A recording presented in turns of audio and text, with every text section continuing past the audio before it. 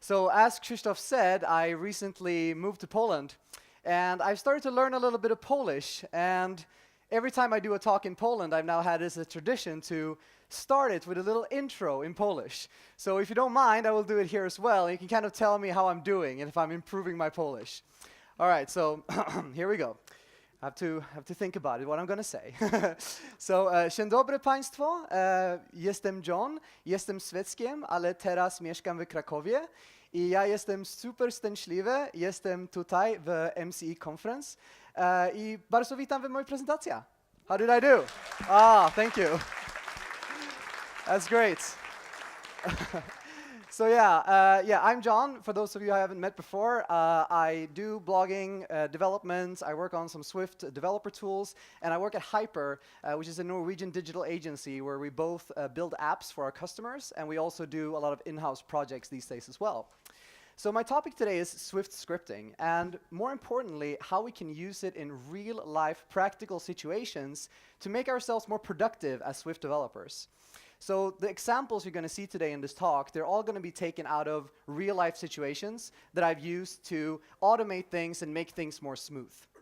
So what this talk is really going to be about, kind of the point of the talk, is how you as a developer can more easily create your own automation and your own developer tools using a language that you're already familiar with.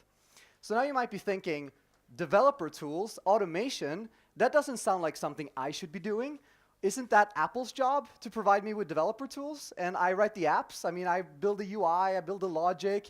Why should I focus on building my own developer tools? That sounds like insanity, right? And that's a very fair question to ask. But to kind of kick things off, I want to show you a little riddle, all right? So it's like a little riddle with emoji. And it goes like this. What happens if you take two iOS developers or Mac developers who write Swift, and you give them some beer, or it can also be the Polish soplica if you want, any kind of alcohol, and then you wait for about 10, 15 minutes. Actually, if you give them soplica, you probably only have to wait for 2 minutes. But you wait for a little while. What happens? What always happens? Well, these two developers, they're going to start complaining about Xcode, right? That always happens, right? So that is a single truth. Thank you. And I mean, part of that is natural and it's healthy, right? I mean, when we get together, we joke about things, we complain a little, we have some fun, we tell some stories, and we wish things maybe were a little bit better sometimes. And complaining for complaining's sake maybe is not the most productive use of our time, but it also kind of points out that there are some problems with our developer tools, and we've all encountered them. Have any of you guys ever seen this dialogue? Right? We've all seen it. It's like this, it appears in every blog post ever that is about like Swift developer tools. It's like, look at this thing. Why can't we still refactor Swift code? And these things can be quite frustrating, right? If you're not a hipster app code user, like the two people in the room who go like, app code, yeah, there we go. And they're also great. So if you don't use app code, you have probably seen this dialogue before, where you go and you try to rename something or refactor something, and you see this missing feature. And it can be very frustrating, and I think a lot of the complaints kind of come from this. But I think the core problem here is not really missing features in Xcode or some developer tools that are slow, or maybe they are sometimes a bit buggy. I think it's kind of how we as a community kind of look at our tools. And the way we usually have looked at them in the past, ever since the iPhone came out, is that we've kind of always relied on Apple to build all of our developer tools and to be the sole provider of the tools. And I mean, sure, they build Xcode and you need to use some of their tools to ship to the App Store, but in so many other developer communities, this is not the case. In communities like Ruby or Java or Python, things are way more community-driven, and people from all over the community contribute to the different tools. And Apple has really paved the way for this by making Swift open source, the Swift package manager, etc., and all the build tools are becoming open source. So I guess my kind of view of this, at least for the last year or so, has changed. And now what I think is that we as a community, we should not sit around and wait for Apple to build the tools that we want to use. Because Apple, I mean, I know a lot of people who work there on the developer tools team, and they're doing really great work, and they're great, awesome developers, but they're just one company. even if they're the biggest company ever. They can't predict what all of us here in this room, what tools we want to use and how we want to use them. So it also needs be a little bit up to us to kind of build the things that we want and do it open source and do it with other people so that we can build these things together. And that is kind of what leads me to scripting. Because most of us in this room are not compiler engineers, right? We're not super C++ experts and can dive into the Swift compiler and, yeah, let me fix this seg fault right here, right quick now. No problem. Or if you've ever looked at some of the source code, it's quite complex because it's a complex problem. But scripting, especially with Swift scripting, provides us with a way to easily extend and build new tools using a language that we're familiar with. And we can do it without having to know a lot about the first-party tools and the internals of it. So we might not be able to patch Xcode to remove this annoying dialogue. It's not really within our power, because we don't have access to the source code of Xcode. And even if we did, we would probably have to spend a lot of time understanding such a complex project. But it turns out that for something like this, this dialogue, what most people want out of this is not something super complicated. Most people, what they want to do is they just want to be able to right-click a class and say rename the class, and that will just update all the source files and also update the Xcode project and all the references that uses this class. That's what most people want, right? So it's actually fundamentally not a very complex problem. So we can actually solve this with a script. We can write a simple script that actually solves this feature for us. And here's what that would look like. So I'm going to walk you through this now, and I'm also going to post these slides after this talk on Twitter and the source code as well if you want to use this script in your own projects. So what we do here is we start on the top and we read the arguments that were passed into the script. And we can do that using the command line API. And this is just pure Swift command line API. So we can read here the arguments that were passed in. And you might notice here that I start reading at 1. And you might be thinking, well, that seems weird. Don't we start a sequence at 0? And that's because the first argument is always the execution path of the script. So we got to read the first and the second argument like that. So we read those arguments, we get the target string, and then we get the replacements. And then what we do is that we iterate through all the files that we have in our project. So here I'm using the files library, which is open source on GitHub, and I'm making a recursive file sequence. And I'm iterating using the for in loop. And then what I'm doing is that I'm guarding and making sure that I'm only handling Swift files and the pbxproi file. This is a plist file that every Xcode project has inside of it, which has all the file structure and all the references in your project. And what we just simply do then is just string replacement. That's really what we need. So by running this very simple script with a target string and with a replacement string, we can just rename any class we have in our project. And we can now stop having to be frustrated that Xcode doesn't provide this feature. So I think scripts are a great way to kind of extend your tools and build some new ones as well. But they're also great in terms of automation. We all have tasks in our daily lives when we're working as developers that are really repetitive. We have to do them maybe every release. We have to do them every week or every day even. It might be something like downloading some new localization resources or, checking our bug reports. It might be, something like that. Those things, when we do them manually, they tend to be very error-prone. Because if we just make a couple of errors down the line, those will propagate, and all of a sudden we end up with hundreds of errors. And that's not good. That can lead to problems. And I don't know about you guys, but I feel that doing repetitive things is extremely boring. I really, really hate it. I really hate when I have to do something a lot of times. Because I've already done it. I'm like, oh, been here, done that. Let's get on with it. I want to work on something that's fun. And I like writing code, so I love solving these problems with code, and that's why I love scripting. So let me give you some examples of these type of tasks that I like to solve with scripts. So one thing is renaming things. For example, if you're working with a designer or a project manager in your team, which most of us are, then it can be hard sometimes to agree on a naming convention. Maybe the designers, they like to start every sequence with a 1 instead of a 0. And for us, that doesn't make any sense at all. But for most non-developers, it makes total sense to start counting at 1, right? That's what I learned in Polish. Jeden, dwa, trzy. You don't start at 0, right? So having a script to rename some of these things, that, like we saw, and we're used to it in Swift, where we can just run the replacing occurrences of API, is super useful. Downloading things is another one of those things where we might download localization resources or images from a server. We might have some build server that needs to download things. It's great to use the script for that as well.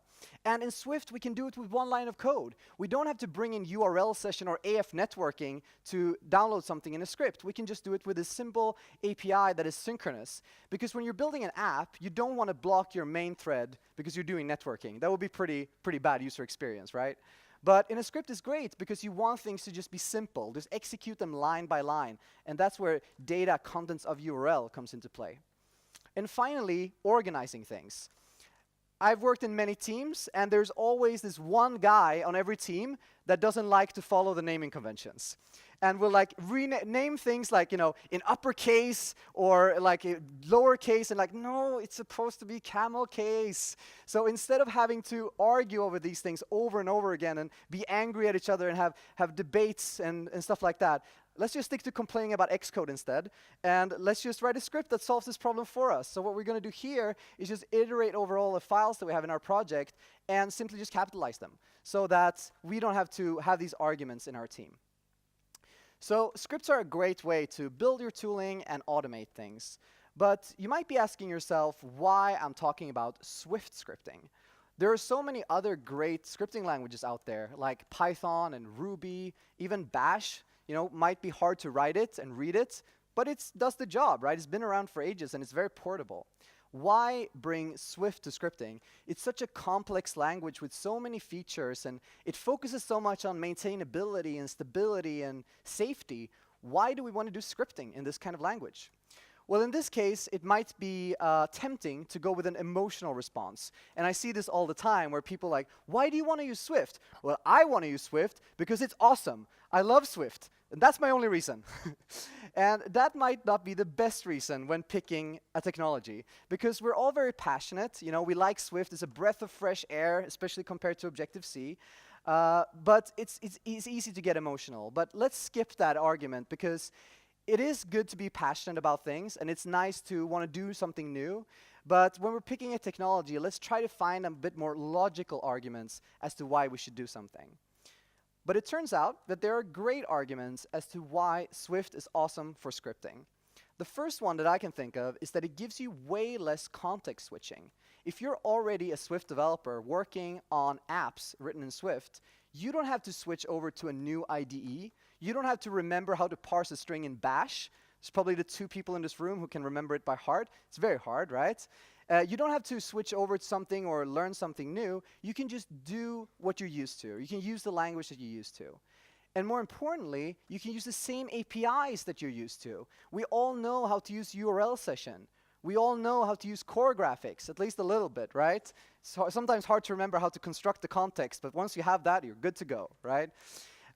So we can use core graphics for things like image manipulation or tinting images or splitting them up or something like that. But the most exciting reason that I like to use Swift for scripting is something that is unique to using the same language for scripting and for app development, and that is code sharing. And it might sound a little bit crazy. Why would I want to share code between my app and my scripts? That sounds really weird. So let's dig a little bit more deeper into that. And I want to show you, again, a practical example of when I've used this, when it's been really, really great. So in my spare time, I mentioned that I work on some open source stuff and blogging, and I do some developer tools. But I also do game development, because why not, right? Game development is fun. I like games, and yeah, I like making games and playing games. So I do game development, but I have one problem when it comes to game development, and that is I can't do graphics at all. I'm terrible. I mean, some of you might have seen my badge. I wrote like a little heart with Swift on it, but it's like not good-looking heart at all. I'm terrible with graphics. But I have some really, really nice friends who team up with me to make the graphics for the game. So they create these nice, charming little characters that I can then put in the game. So my job as the programmer in the project is basically just to model these animations in some way. And for that, I use this structure here, which I call an animation structure, where I basically just reference the animation by name, and then I have some parameters like frame count and duration and some stuff like that. And when we started developing this game, I did all these by hand because there were only like a handful of animations anyway. So I could do them, manually by hand, no problem. But then, like every project, we scaled up. That's like the buzzword of buzzwords these days, doing things at scale, but we're only 3 people, but whatever. But we have a lot of animations. We actually have over 100 animations in our game right now. So doing all of these animation structures by hand became very, very time-consuming, very, very boring, very error-prone, very repetitive. So perfect use for a script. So that's what I did. I wrote a simple script that basically just generated these animation structures for me. And it looks something like this, where I had an array of all the different units or characters that we have in the game. We have stuff like the swordsman and the knight. It's kind of like a medieval strategy game. So iterating through all of those, and for each unit kind, and then accessing a config file that the artists that work on the graphics, they can just put these parameters in the config file, just very simple, like frame count :5 or duration :10. And then I use code generation. And there's some great libraries for code generation available in Swift, like SwiftGen and Sorcery, or you can just construct a string manually if you have something simple, and just generate these animation configurations. So I can use native code when I'm working on the game, and the graphic artist can just commit things and things will work out. So this script, it did the job, but it had one big problem. And that was this array here at the top. It could super easily become outdated. In fact, it became outdated all the time. Because the problem was a classic problem of 2 sources of truth, where the game, it had one source of truth, and it looked like this, where we had an enum that defined all the different kinds of units that we could have in the game. And then the script had this array, which was another source of truth. So when we go ahead and add a new character, for example, we added a healer into the game, this script started to break. And we would rename units or move them around, and the script was breaking all the time. And one thing you really don't want with your automation is for it to break all the time, because then it's not very automatic anymore. You have to go back and fix it all the time. So I figured I need to solve this in another way. But here is where code sharing comes in, where I can actually update the script to, instead of using this hard-coded array, I can just import the framework that I have all my game models in. So I made this super simple library that contains the game models, and then just import that from the script. And then I can construct an enum sequence and just iterate over all the cases in this enum instead, and for each, then just use the identifier from the enum case. That way, the script is always up to date. When we add a new unit, it will automatically be parsed, and everything will be automatic. I don't have to worry about it, and everything can just go on and be smooth. So let's say now that you haven't done so much scripting in the past, or maybe you have in a different language like Bash or shell scripting or Ruby or something like that, but you want to get started with Swift scripting. Where do you start? What's a good starting point? Well, the absolutely easiest way to do things is just to write a single script file. We can call it script.swift. We just import foundation, just a standard foundation, and we parse some arguments and we say hello and the name, right? So we can just input our name and we will get hello back. Simple stuff. So how do we run that? Well, you already have the Swift compiler installed if you have Xcode. So you have the Swift command line tool where you can pass your script, and you can pass an argument, and then you will get your result back. The advantage of doing it this way is that it's extremely simple, right? You can get started with it in 2 minutes. You can just write your script, run it, be done with it. That's great. But there are some downsides, or limitations, rather. And one of the main limitations is that you can't really use frameworks when you're doing it this way. There is a way to do it, but I wouldn't recommend it. It's too complex. So doing this with dependencies or frameworks is not really realistic.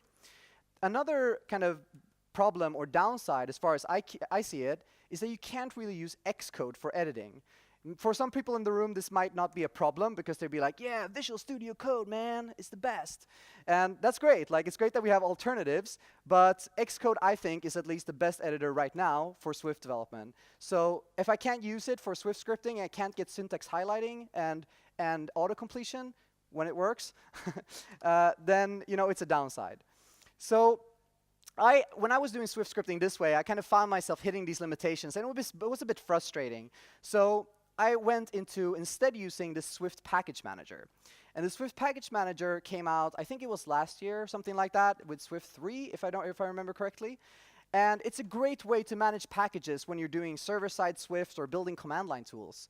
But it's also a great tool for scripting. How can you use it for scripting? Well, when you create your package, instead of just doing Swift package init, you pass type executable. That way, you get an executable package that you can run. And then you have this package.swift file, where it's basically your manifest. Like if you've done CocoaPods, it's like your pod file. And there you can define dependencies. So we saw earlier I was using this files library quite a lot to handle files and folders. So you could add that here if you wanted to. And that way you can use dependencies and be more productive. Because I think what made scripting languages like Ruby or Python great was not so much only the language, but all the tools and the libraries and frameworks around it. And these are starting to come out now for Swift as well. Many or almost all of the Swift frameworks and packages that you have used can also be used in a script. So you do this, you get a main.swift file. That's basically your script. You can't rename that. It needs to be called main.swift. And then here you can write your script. So here you can import files, and you can iterate over all the files in a folder, for example. Do something maybe a bit more creative than just print them. Maybe that's not super useful, unless you can maybe see what's in a folder or something. But then you compile it and run it. So you need to build this package in order to execute it. So you run Swift build. That's going to pull down your dependencies and compile it and then run it using this command here. You go into the build folder, debug, and then run the script. So the advantage of this approach here is that it's a lot more powerful. You basically have the full package manager at your disposal, the dependency resolution, adding dependencies. You can use frameworks, third-party code. It's super easy to pull in. You can structure things. It's really, really great. And the Swift package manager is a really nice tool, and I really like it. But it adds some complexity, especially if you're only looking to run a simple script. I mean, a script is usually ideal for doing something really quick. You want to rename some files or download some asset or organize things in a nice way. You just want to go in, write the script, run it, and get out. You don't want to have to maintain this entire structure of files and manifests and build folders. It sounds a bit too complicated for a script, right?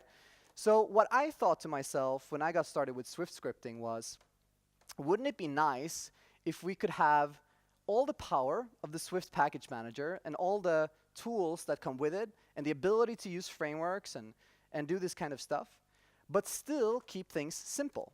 Not having to worry about these, package files, and because that's not a problem when you're building a server-side app or command line tool. But for a script, you want to keep things more simple. So I started experimenting with this idea of, could I make this happen? Could I make things more simple? And eventually, I actually ended up with a solution that I wanted to open source and actually provide this to other people. And it's called Marathon. Marathon is a command line tool, which is open source on GitHub, which you can use to easily write, run, and manage and install Swift scripts. And what it does, really, is that it creates Swift packages automatically for your scripts. So you can still write just a single file, just keep a single file on the disk, and that's all you care about. But then under the hood, your packages are created, dependencies are downloaded, and you can take advantage of the Swift package manager's full potential by using this. So what I'd like to do now is actually show you a quick demo of how it is to do Swift scripting and what we can use it for, and show you how to build a little simple developer tool for yourself and run it using Marathon. So let's jump over to the computer. And wish me luck to do live coding in front of, I don't know, 100 people or something. That's always fun.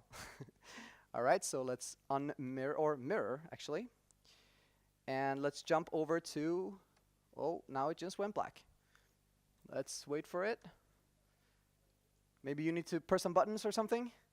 Do your magic. Oh, here we go. Let's rewire. It's good that we have a backup HDMI cable, right? So while you're rewiring, I can give some background. So a few weeks ago, I launched a new tool that Krzysztof mentioned before, which is called Test Drive. And Test Drive is a way to super easily test a new pod. You can say Test Drive and a pod name. You get a playground that has the pod, and you can just write some code there. Playgrounds, I think, are a great way to learn new things and try out new pods or try out new things. And I really feel like we can build a lot of cool developer tools using playgrounds. So what I want to do in this demo is show you how to build one of those tools in just a few lines of code, once we have the cable. Otherwise, you're going to have to use your imagination. All right, something happening. Yay! Oh, yeah, you see it there. There we go. All right, give it up for the cable guy. You know, that was good. Good work. Awesome. All right, guys. So here we are. I'm in a scripts folder on my terminal. And what I'm going to do is now create a script. And the way I do that is that I run marathon create. I'm going to call this script play, because I want to create a tool that enables me to easily play in a playground using one of my own projects. So test drive is great for pods, but what if I have some of my own projects that I'm working on, and I want to test drive it very easily in a playground? Well, let's build a script for that. So I'm going to run marathon create. It's going to create a script, and it's going to open up Xcode here for me. So what has happened under the hood here is that a Swift package has been created that's called play, and an Xcode project has been generated. So I can use Xcode and the full potential of it. And here I have this main Swift file that you recognize from before. It's actually my script file, but it's just mirrored in a Swift package. You can see here that I have some dependencies here. So what are those? So those are dependencies that I've added to Marathon. And I did that before because I didn't want to rely on the network connection in this room, okay? But it's very easy to do it. You run Marathon add, give it any GitHub URL that you want, and it adds it as a dependency. So now I can use these tools if I want. So what I'm going to do here is that I'm going to find an Xcode project that I'm currently working on. And to do that, I'm going to start iterating over all the subfolders in my current folder. So I'm going to say for subfolder, or let's just call it folder, for folder. Oh, I need to type also in folder current subfolders. Now, how do we get this API? Well, this comes from files, and using files is as easy as just importing it. So we can just import files, and we can see now we can build here, we can debug, we have full Xcode support, so that is pretty great. So what is an Xcode project really? Well, it's actually just a magic folder with a certain extension. So what we just need to check is if the folder's extension is Xcode Proi. If it is, then we've found our project and we can start doing some stuff. So now I want to generate a playground. So what is a playground really? Well, it's just an XML file and also a magic folder that has some files in it. But it's kind of tedious to create those things manually. So when I build tools like Test Drive, I extracted the main logic out of parsing these files into a library that I called XGen, which is also open source, and you can use it in your own tooling if you want. So what I'm going to do is I'm going to create a workspace, and I'm going to call that workspace play. And then I'm going to add a playground to this workspace using the add playground API. So now I have a playground, super easy. And then workspace.addProject and I just give it the path to my project. So in this case, it's just folder.path.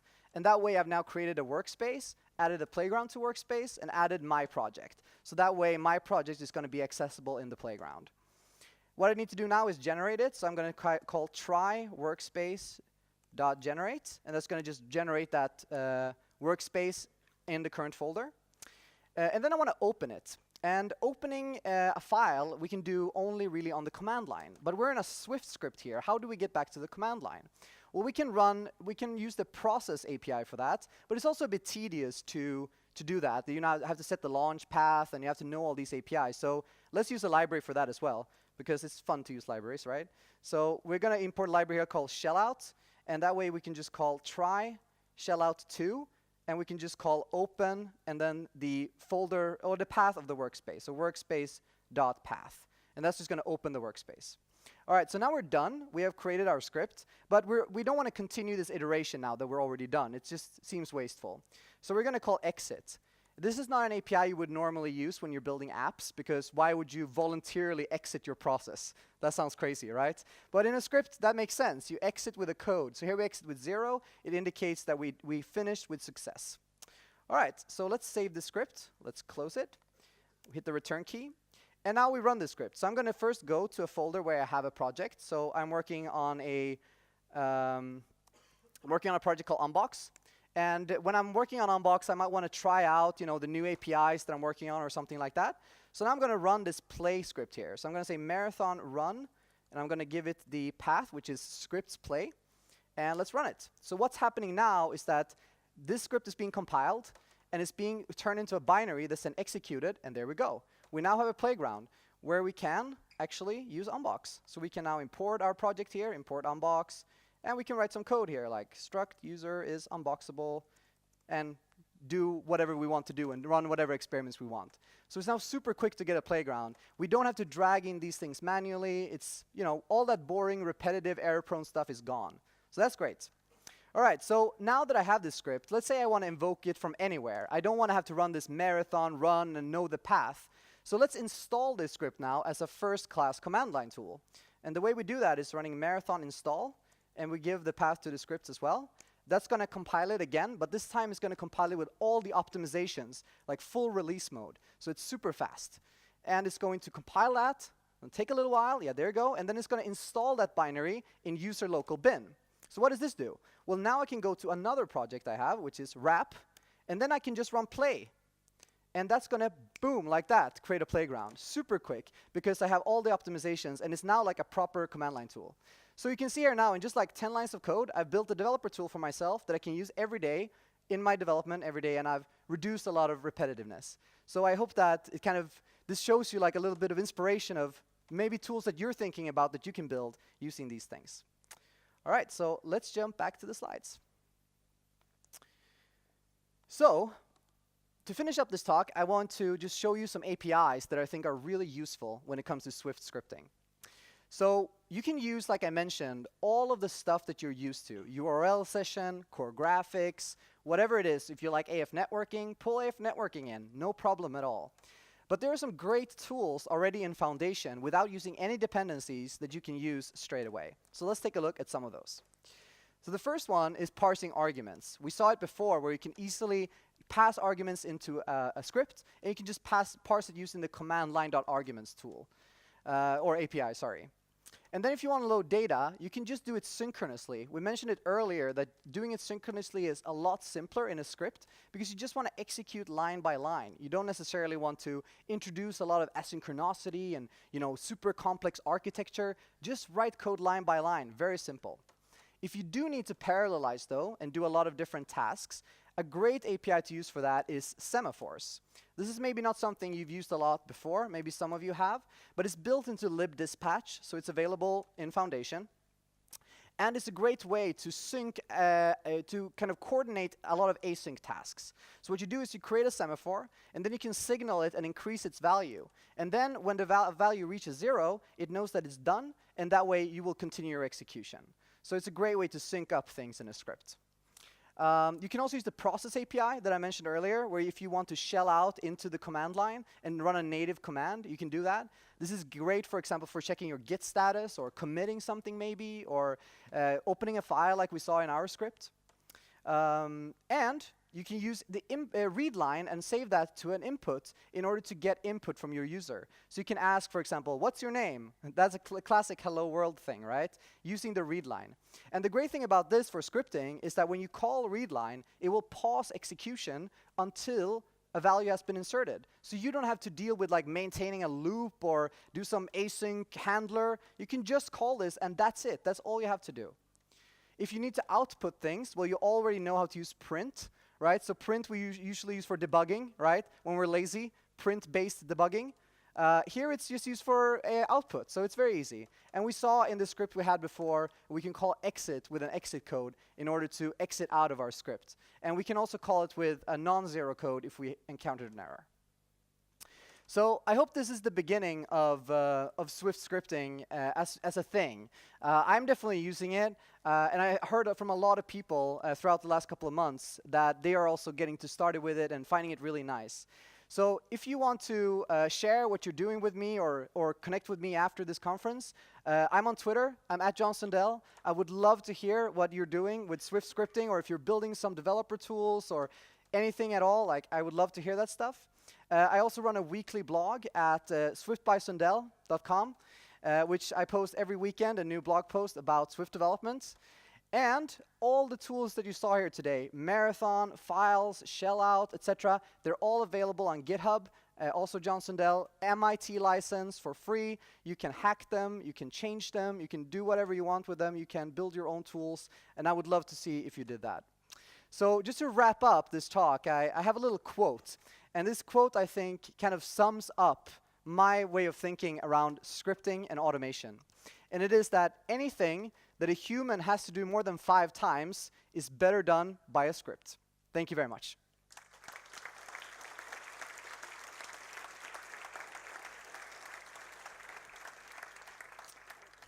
All right, so now I'd love to answer your questions. Ask me anything. I can't predict the lottery, but anything else you can ask me. Yes, there we go.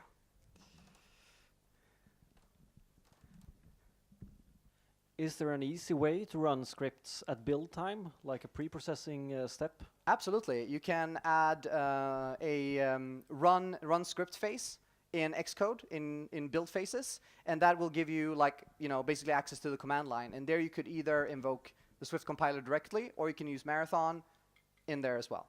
So yeah, super easy. I do that all the time. One thing I do, for example, which I was thinking about including in the talk, but I didn't, which is when you are doing unit testing and you're testing against some JSON file, you want to test against something that is a little bit more real than just a mock you just came up with. So I have a Swift script now that every day downloads a new version of the JSON from the server, so that it's always kept up to date. And I think that's a great use of a script. It's just, data, save the data to a file, done. Like 3 lines of Swift code. Yeah, anyone else? All right. You're all just like, oh, what just happened? So if you want to find me afterwards, just come talk to me. I would love to hear what you're doing. And if you have any questions for me afterwards, just come talk to me. And like Krzysztof said, please test my Polish skills. We're going to find the limits of them very quickly, but please do. Bardzo dziękuję.